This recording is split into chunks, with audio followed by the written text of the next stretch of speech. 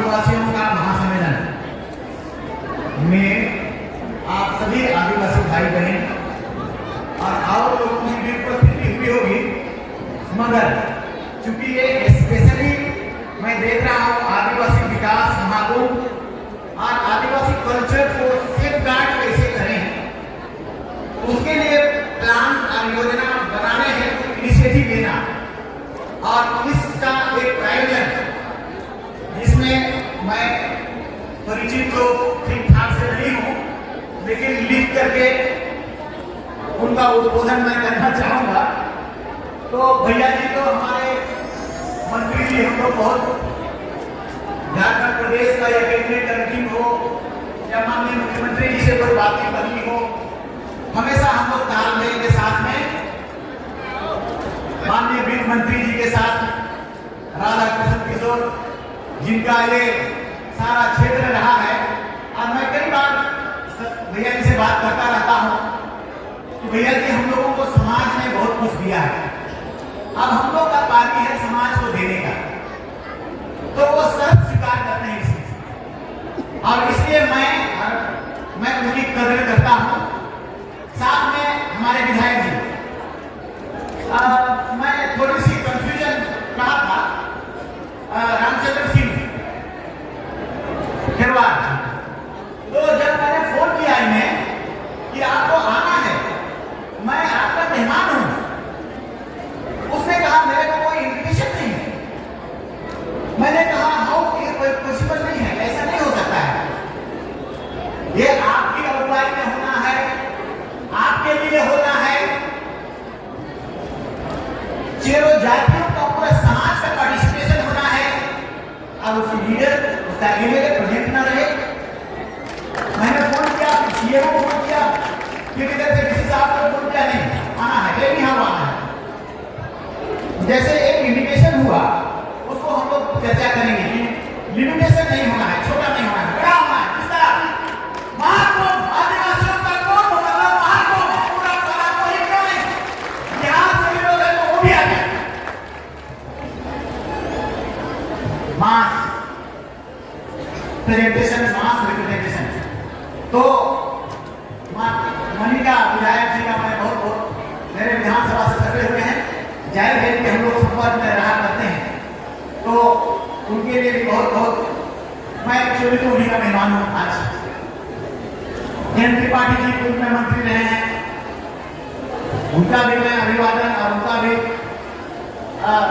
आभार व्यक्त करता हूँ जो मुझे आने का मौका मिला। हरिराम सिंह जी राष्ट्रीय अध्यक्ष हैं चेरो समिति के, और हमारे पास आए, हम लोग कुछ चर्चा की, बातें की, हम लोग आदिवासी समाज को आगे कैसे ले जाएंगे, कैसे गोलमाल करेंगे, कैसे कल्चर बचाएंगे, कैसे एजुकेशन को ठीक करेंगे।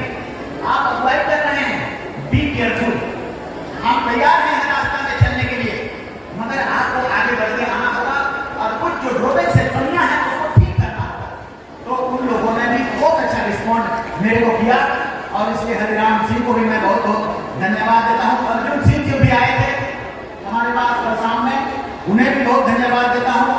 जिला प्रशासन के लोग, सभी लोग आए थे, मैं सभी लोगों का आभार व्यक्त करता हूँ। आपके घर में, आपके जिले में, आपके यहाँ मेहमान के रूप में आपने मेरा बहुत अच्छा स्वागत किया। एक्चुअली मैं दूत हूँ माननीय मुख्यमंत्री हेमंत सोरेन के विचारों को दो शब्द बोल सकूं, और उनके द्वारा चयनित कि आप जाइए और वहाँ आदिवासियों को अपना संदेश दीजिए, मेरी जो बातें हैं उनसे कहिए। मैं बहुत पहले से इस जगह में आना चाह रहा था। 25 साल पहले हमारा आदिवासी छात्र संघ बनता था, उस समय हम आया करते थे, और एक धार्मिक प्रोग्राम छोटा उरांव भाइयों का था, उसमें मैं आया था। 20 सालों का देख रहा है।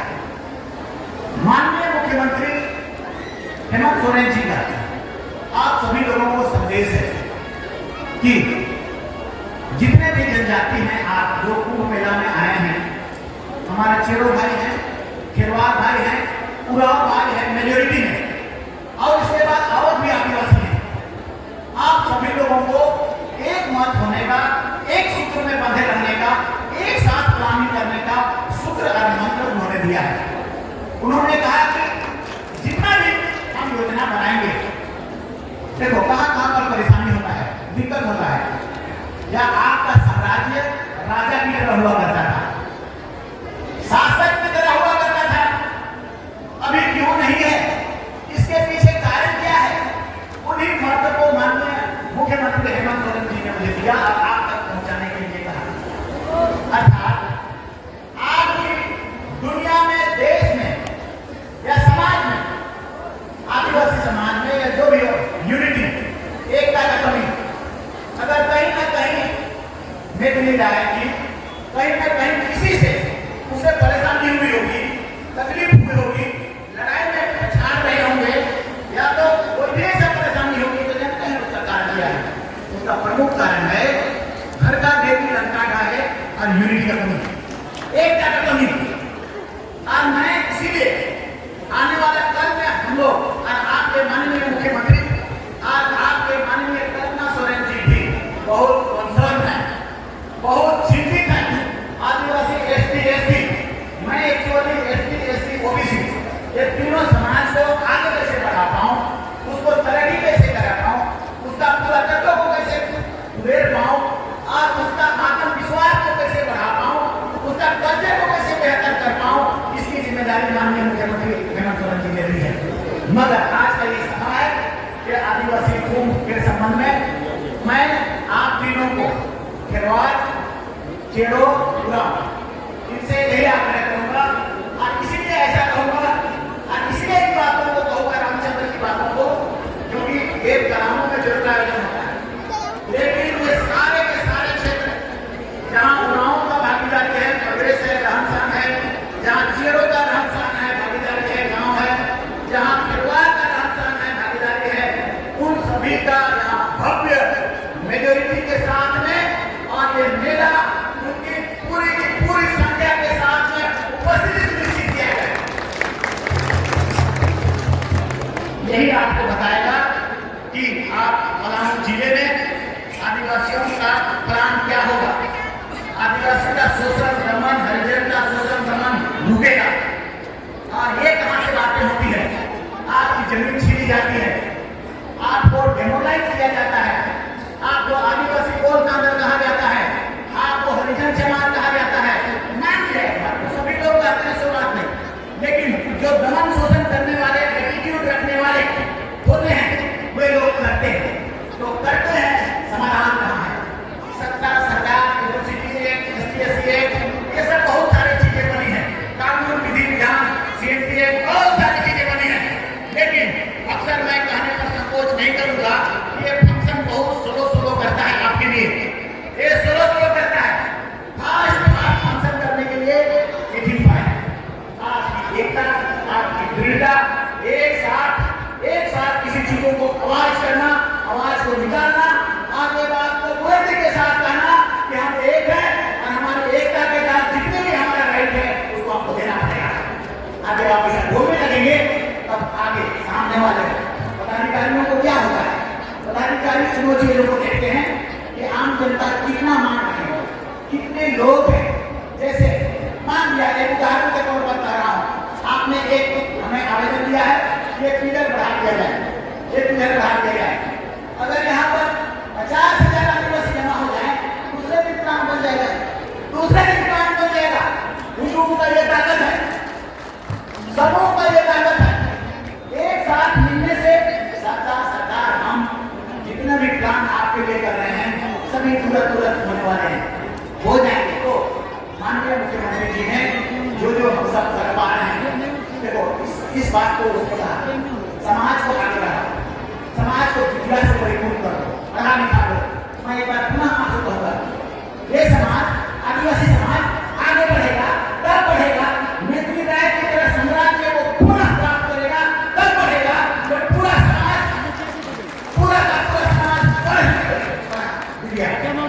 विद्या आ जाएगा उसके पास। एजुकेशन दुनिया में ना, वो भी कंट्री, वो भी देश, जापान हो गया छोटा सा विद्या टेक्नोलॉजी के कारण बढ़ा है। एक छोटा सा जो है ना कंट्री ऑफ इंग्लैंड, हमें जो हमारा मिलिट्री राइट से मुगलों से लड़े, सबसे लड़े वो। क्यों? वो जानते थे पास टेक्नोलॉजी, टेक्नोलॉजी कहाँ से आती है? इंडिया से आती है। आप पढ़ेंगे लिखेंगे उससे आती है। तो अब लोगों ने माननीय मुख्यमंत्री जी के आदेश से आप सबको यहाँ से देखो बुद्धि कहीं पर ऐसा नहीं है कि बुद्धि किसी का बात का जाहिर है, बुद्धि कहीं से भी निकलता है। इसीलिए उड़ाना हो, अच्छे हो या खेलवा हो, सबके बच्चों में ऐसा बुद्धि हो सकता है जो इंडिया पढ़ने के लिए जाने का ख्वाहिश योग्यता रखता है। उसको माननीय मुख्यमंत्री जी ने कहा कि नहीं, हम सबको इंडिया करें, बाहर पूरा वर्ल्ड में पढ़ लिख करके ऐसा हमारा गोल के योजना के कदम में बढ़ा है। अब मेरा इतना कहना है आपसे, अपने बच्चों को कभी भी पढ़ने से मत रोकिए। आप कभी भी ऐसा मत कहिए कि खेलोगे कूदोगे तो बनोगे खराब। नहीं, अब गलत हो गया, उल्टा हो गया। खेलोगे कूदोगे भी और आगे भी बढ़ोगे और नाम निकलना कमा लो धोनी जैसा। खेलने कूदने से दिमाग साफ होता है, और उसके पदाधिकारी बनाने के लिए अगर आप पेरेंट्स डिटरमाइन हो गए तो आपके बच्चे भी उसी गति से बढ़ेंगे। यही माननीय मुख्यमंत्री हेमंत जी ने हमें संदेश देने के लिए कहा है। और जितना भी योजना है, आपका छात्रवृत्ति का योजना है, साइकिल का योजना है, या आपका धूपिया का योजना है, या सरना का योजना है, ये सभी योजना देने का काम मेरे पास है। मैं आने वाला कल में पूरा हूँ। अगेन हम आएंगे आपके पास। आपको देखा, आपका कल्चर को देखा, आपका कल्चर को देखा, आपका राजा बाजा को देखा, आपका नृत्य संगीत को देखा, आपका खान पान को देखा, आपका कल्चर को देखा, और उसमें डिस्टर्ब कर दिया कि शेरवाड़ से आदिवासी होगा, खेरवाड़ा से आदिवासी होगा, पुराना से आदिवासी होगा। 1950 ये खासियत। इसीलिए कई बार आप लोग देखते होंगे सुप्रीम कोर्ट का, हाई कोर्ट का डिसीजन होता है कि अगर कोई समाज अपना कल्चर छोड़ दिया तो उसका आदिवासी से निकाल दो। ऐसी भी बातें आती हैं। केरल का कोर्ट का डिसीजन या मध्य प्रदेश का कोर्ट का डिसीजन, कई तरह के कोर्ट का डिसीजन तो हमने सब पाया है। और इसीलिए आपसे मेरा आग्रह है, आप अपनी पुरखों की चीज को, निर्मिला की चीजों को, उसको वापस लाइए।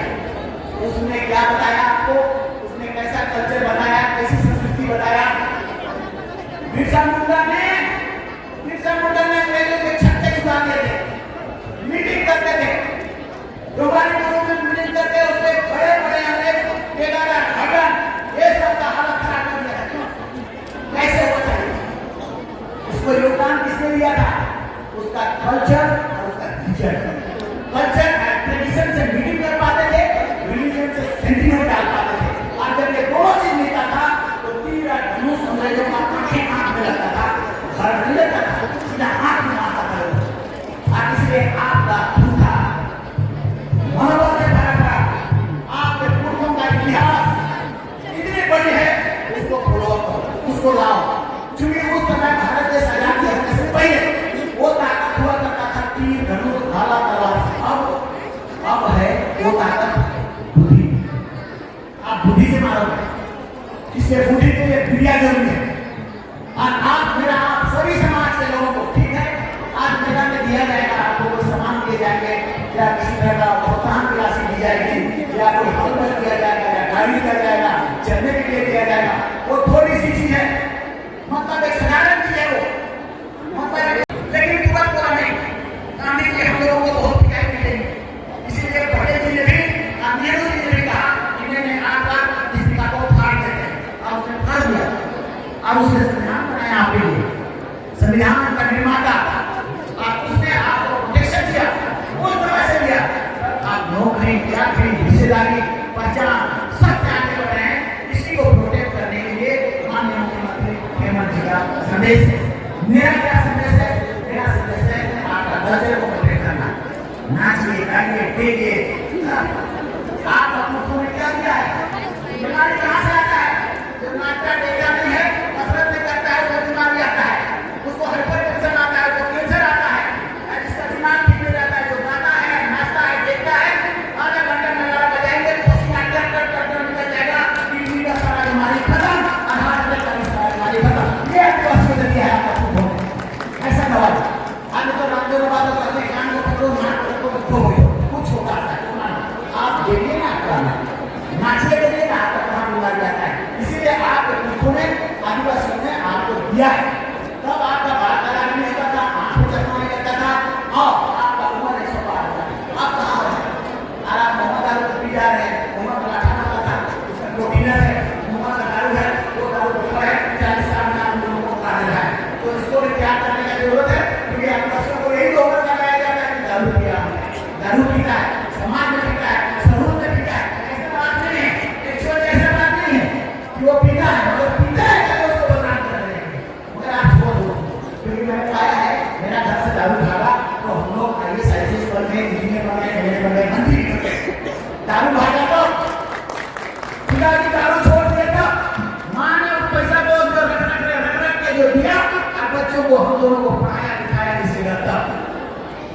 अब इसलिए इस मुकाम को हमको, अदरवाइज मेरी माँ भी पढ़ी लिखी नहीं थी, बाप भी पढ़ा लिखा नहीं। आप भी पढ़े लिखे नहीं है, आपके बच्चे पढ़े लिखे नहीं। आप ये नहीं समझिए कि हम लोग पढ़े लिखे नहीं है तो मेरे बच्चे कहाँ जाएंगे।